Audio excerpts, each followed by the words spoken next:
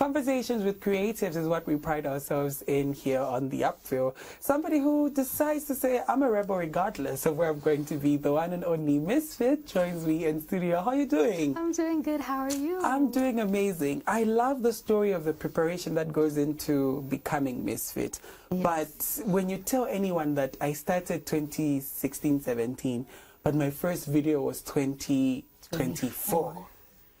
They'll be like, what were you trying to cook? What were you trying to what was cooking in the background? But please walk us through that time frame. Well, 2016, 2017 is the time when I got introduced to the studio. So I call it God's grace. I was introduced to the studio, so I'll go there, record songs, make music, have fun with it. But you know, the music journey doesn't, everything just doesn't fall into place all at once. You know, it just doesn't come together just like that. So it took a couple of years, taking it slow again on the music, and then getting back to it, 2024, I was given an opportunity to shoot a video, and lo and behold, we are here. Nice, nice. Now, you've said you started music then, but then you started to take a break between then and now. What made you take that break, and then what made you come back from it? I felt like I was on a journey of a lot of self-discovery. There's a lot I needed to learn before I could actually dive right into pursuing the arts. And I feel like there's a lot I was missing. I knew I could sing, I knew I had the skill, but I prayed for a mentor. I know I needed mentorship. Then lo and behold, 2022, I met Nasi D, and he's been mentoring me. Even when you watch the video, you can see Nasi D production. So I am where I'm at right now with this video. Thanks to that mentorship, it's been growing, learning, unlearning, unpacking, packing again. So that's been the journey, and we're here now. But what is it about Nasty D that reignited the fire, that said, you know what, maybe let's give this another try? Well, he's a music veteran, first of all. He knows a lot more than I do. So just sitting down with him, listening to his music, because I'm a backing vocalist in his band too. So that journey of watching and learning, singing in the background, watching the instrumentalist play, for me, that's what I feel like I missed out on.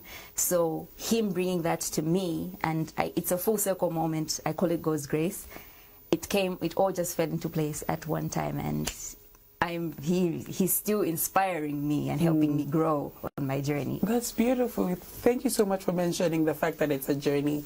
Nasty D is very Afro, I don't want to say Afro because Afro automatically goes Afro beats, but African centric. You know, there's that Zambezi feel. He calls it Zambezi because there's just that beautiful percussion, that amazing drum, the guitars are there. Yes, it's a signature sound with Nasty D. But then you're making music for us, the Gen Zs. You know, we wanna, you know, we want to be up in the yes. So those influences, and also trying to make music for you know, the mass market, who are the young ones. How are you juggling or balancing all of that? Well, if you listen to the song we currently did, because the song came up through teamwork, so we wanted to bring new school with a whole lot of Zambezi. You know, it's a fusion. What we did is a fusion, and it's a fusion of hip hop.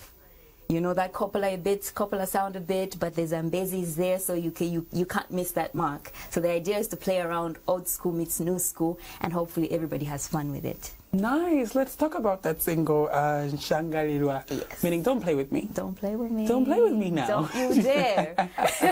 How did it come together, and also why name it Shangarirwa?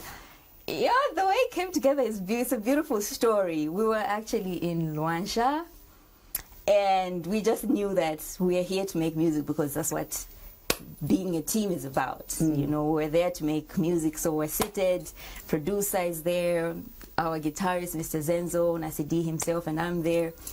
And we're listening to the beat, and it just gave Nshangalilwa, don't play with me. Me dance so in Shifilwa. Well, can you break it down?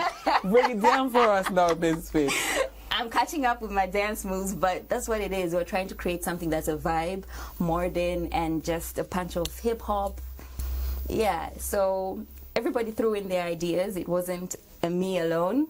I mean, my mentor is there, a veteran.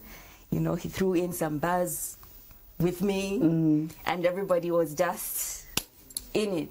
Just felt right. It felt right. But what's not right is that you hadn't rapped till this time. No, I actually did. Oh. I just didn't do it as hard as I did on this one. So it would be, I'm singing and then I just throw in a little bit of a rap just to play around with it a bit and go back to that. Until now, because again, I say I'm working with a team, they're the one that bring it up to me to say, you can really do this. Like, don't hold back. Don't hold back on it. Push for it. It's a sound that would be a great part of your brand too. Don't box yourself. Nice. You're playing in an industry that's not nice, an industry that doesn't play, an industry, especially on women. You know, we have a handful of women that make amazing music and strive. Are you scared? Are you intimidated? And I know the beauty of being under a label is you become the label's princess. And so at your label and at your management, you're all that. But the streets are wild. So how are you handling that? Well, honestly, fear is inevitable. It's natural that, you know, when you're pursuing your dreams, whatever path of your dreams it is, a little bit of you is afraid of, will it turn out right? Do I sound right?